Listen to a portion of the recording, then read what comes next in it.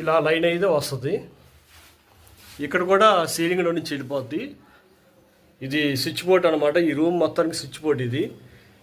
ఇది టీవీది చూపించా కదా, ఈ టీవీది అనమాట. ఈ లైను స్విచ్ బోర్డ్ నుంచి ఇది వాష్రూము స్విచ్ బోర్డ్ అనమాట. దీనికి లైన్ అయితే ఇలా తీసుకొచ్చి అటక పై నుంచి ఇచ్చి ఇలా లోపలికి తీసుకొచ్చిన తర్వాత ఇక్కడ వాష్రూమ్లో ఇక్కడ లైట్ వస్తుంది. ఇది వచ్చేసి గేజర్ పాయింట్ అనమాట. కరెంటుకి సంబంధించింది ఇది. ఇంకా వాటర్ పైప్ లైన్ చేయలేదు, చేయాలి.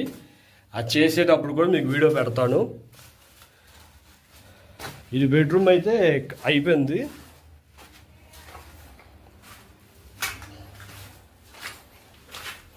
ఇది ఇంకో బెడ్రూమ్ అనమాట. దీనికి ఇక్కడ టీవీకి సీలింగ్లో నుంచి అయితే వచ్చేస్తుంది. అది సీలింగ్లో నుంచే డ్రాప్ వచ్చేసిద్ది.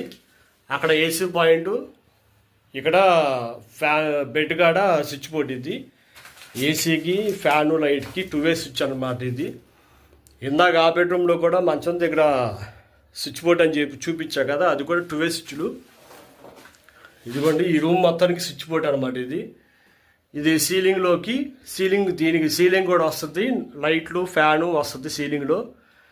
దానికి డ్రాప్స్ అనమాట. ఇవి వచ్చేసి పైన సీలింగ్లో అయితే మరి కలుస్తుంది.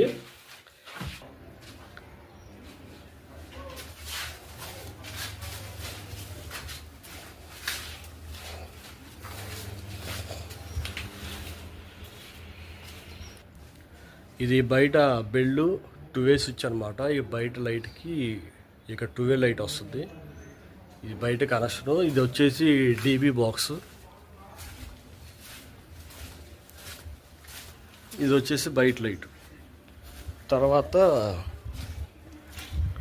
ఇది ఇక్కడ స్విచ్ బోర్డు, బయట ఇక్కడ లైట్ వస్తుంది, ఇక్కడ స్విచ్ బోర్డు వస్తుంది. ఇక్కడ వాషింగ్ మిషన్ వస్తుంది.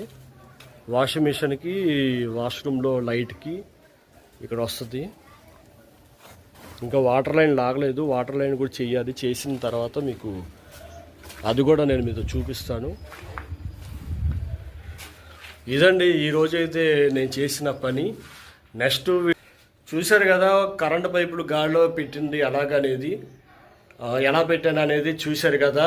ఏ బోర్డు దేనికి పెట్టా, ఎందుకు పెట్టా, ఏది ఎక్కడ పెట్టాను అనేది మీకు చూపించాను. నెక్స్ట్ వీడియోలో వేరే వర్క్ మీద నేను మీతో కలుస్తాను. Thank you. నా ఛానల్ని సబ్స్క్రైబ్ చేయండి, లైక్ చేయండి, షేర్ చేయండి, గంట సింబల్ ఆన్ చేస్తే నేను పెట్టిన నోటిఫికేషన్స్ మీకు వస్తాయి. Thank you.